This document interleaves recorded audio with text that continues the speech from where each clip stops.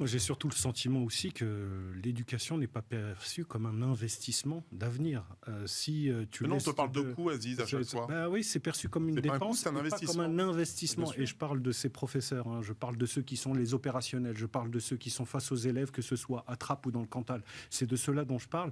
J'ai pas le sentiment que dans les ministères ou dans le ministère en charge, on perçoit ça comme un investissement en se disant que cette personne, professeur, a une valeur ajoutée qui s'inscrit dans le temps et qu'un enfant qui est bien accompagné, bien éduqué, et à qui on a bien transmis un peu le savoir comme il faut, c'est dommage parce que j'ai l'impression que même l'esprit français, la relation au savoir, la relation à la connaissance, elle est un peu dégradée. Quand j'ai vu cette... Oui, mais t'as oublié le dédoublement des classes de maternelle et de primaire, qui est la première mesure que prend Emmanuel Macron quand il débarque en 2017. Oui. Donc quand même là, il était dans la ligne de ce que tu décrivais. Ça c'est les conditions de travail, c'est la qualité de vie au travail, j'ai envie de dire. Non, mais c'est le résultat pour les mômes quand même. Ce que disait Nicolas tout à l'heure, c'est qu'il y a une reconnaissance. La reconnaissance, elle passe par ça. Oui, c'est une bonne mesure. Mais elle passe aussi, il faut attendre 2022 pour commencer à comprendre que oui, c'est peut-être pas très normal que quelqu'un qui a fait Bac plus 5, qui intègre l'éducation nationale, commence à un tout petit peu au-dessus du SMIC.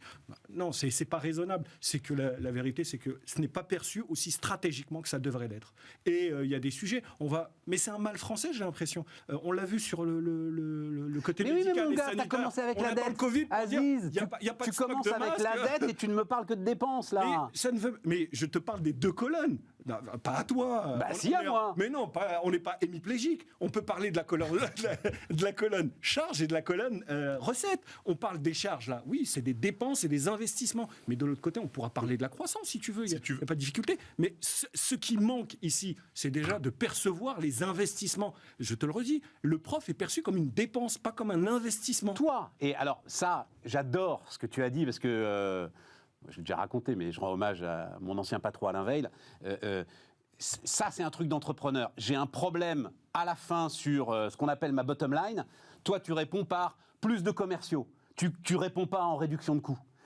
L'État, il ne peut pas décréter la croissance. Il ne peut pas répondre plus de commerciaux. Tout ce qu'il peut faire, lui, c'est répondre en réduction de coûts. Tu crois vraiment Tu veux qu'on parle du coût du travail en France? Il ne peut pas travailler sur les commerciaux, vraiment? Vraiment?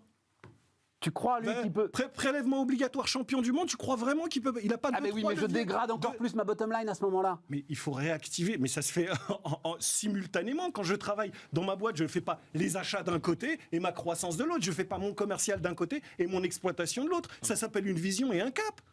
Enfin, j'ai pas l'impression de dire quelque chose d'extraordinaire, là.